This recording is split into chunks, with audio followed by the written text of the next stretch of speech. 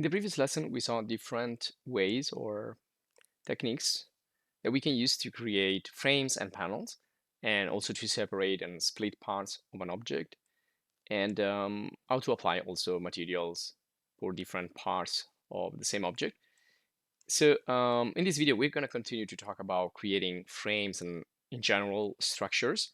And we're going to do something a little bit more complex than this pretty straightforward and straight edges framing. So this was a bounding box right here, and this was a convex hull. And also I'm going to show you that we can use the convex hull to do kind of a loft in Blender. So I'm going to restart you with the new scene. So I'm going to go to General, and we're going to talk mainly about the Loft command or the Loft modeling technique. So in another video, we talked about the different ways to model in general using applications that work with curves, like for example, Rhino and Nurbs surfaces, and also Grasshopper. They usually work with curves, and then they work by extruding or by sweeping or by revolving or by lofting. And we saw these other three right here. We saw some examples in this course. And so I want to show you here, there you go. This is the, for example, in the AutoCAD, we have these four main types, and then everything is, kind of always using those four in different ways. And we can use the same four for architecture, for product design, jewelry design, whatever. So they basically create a structure, kind of a basic structure on which then we're gonna build on top. So then we can subdivide the structure and create linear patterns or irregular patterns, etc. etc. We can put some details in there, but we always start, you know, with one of these technique. So in this video, I want to show you a little bit of loft. So I'm not going to use this cube. I'm just going to delete it, and I'm gonna use curves. And so I'm gonna go to hot curve. Let's go with a Bezier curve to start. So that's a really simple curve, and then we can just duplicate this, Control C, Control V, push it up. Now let's edit this a little bit. So I'm just gonna change slightly the curvature here. And if you're having problems with this, just check other video guides in the channel on how we can use curves, and also you can see the video course, the entire Blender video course. Okay, you can see these are not two similar curves. So if I select first one and then second one, I can click on Loft and it's going to generate the Loft. It's better if they have similar segments, or in general they are similar, otherwise they could have problems. Now I can always go back and readjust the other parts of the curve, but you can see this is not real time, so we need to loft again, and every time we create one is going to create a new mesh. So we are basically converting curves into mesh. Now I want to delete those because I want to show you also another possibility. So if we select here, we can make this cyclic or Alt C, and this is going to be then a closed loft. So let me go here and also do this again. So Alt C. So these are two cyclic curves right now. So if I select both, careful not to select other stuff that's around. Let's loft again. And this is our loft result. If we want to do more loft, we need to continue here. Like if I copy this, and so I take those two, and this is going to be another part of the loft, and so on.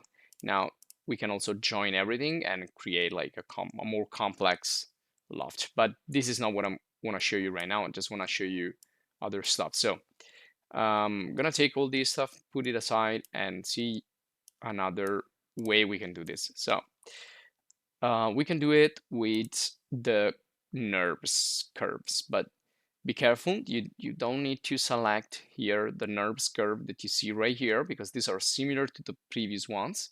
You need to go directly here to the surface, and we can again use a circle or an open curve. It's up to you. So let's go for the circle. Let's do something already closed. So if I can change this, I can deform it. You can add points, you can do a lot of stuff with Nurbs. Again, I'm not gonna show you here, but you have a lot of possibilities with the with this type of objects. So I'm gonna take this shape, I'm gonna copy again, and I'm going to change it a little bit again. So let's take, for example, these 2 points, and there you go. So we have something, we don't really know what it is. Again, could be a building, could be jewelry, could be a product, wherever. And let's make it also a little bit more complex. So I'm gonna extend this, gonna rotate it a little bit, and let's take also this other shape.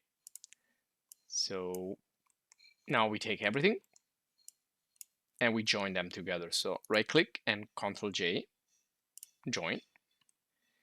And let's go into edit mode and select all the vertices. So select all, or you can just click and drag, make sure you get all of them, and then you can press the F key to skin. So it basically creates a 3D model. Actually, it's a 3D surface based on those curves. And you can see all the control points. So if you change your mind, you can go back and change the overall shape by taking these control vertices or control points and push them around. So this is another way we can create lofts. And if we want to use only geometry nodes, if you want to do lofts, you can do it using the convex solve. So if we go here in geometry nodes visualization, and let's start again with the simple circle, create the geometry node, and let's create a new geometry here. So Shift A, and let's do a quadrilateral, which could be a lot of things. And I'm gonna add a join node, and I'm going quick here. So if you're having problems with these steps, just go back and check the other lessons. So, okay, this is let's change into something else.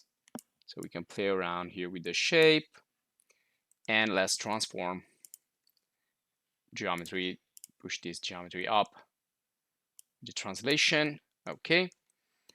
And let's see from the top. Okay, so let's center it a little bit more.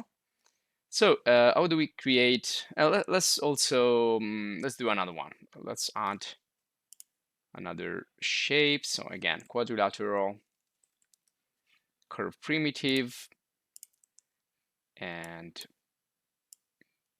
put it in there. And let's transform it as well. So I'm just gonna push this up a little bit more with the Z.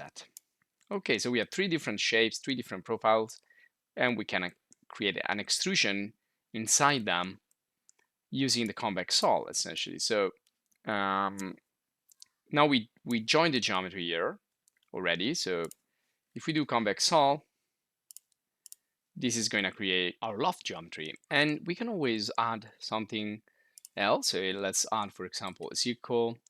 We can do it with the geometry we find in geometry nodes, or we can do it with other curves that we can add. And so you can see I can push this up, I can change the radius. Everything is procedural and parametric. I can make this also a triangle if I drop it down. So just by adjusting now the height, I can get all the results I want. So these are the ways, and also there are other tools, other add-ons that will help you to generate different types of loft, but that's the loft technique. Now we have explored a lot of nodes, and we talk about attribute, input, output, geometry. Here we saw some of the geometry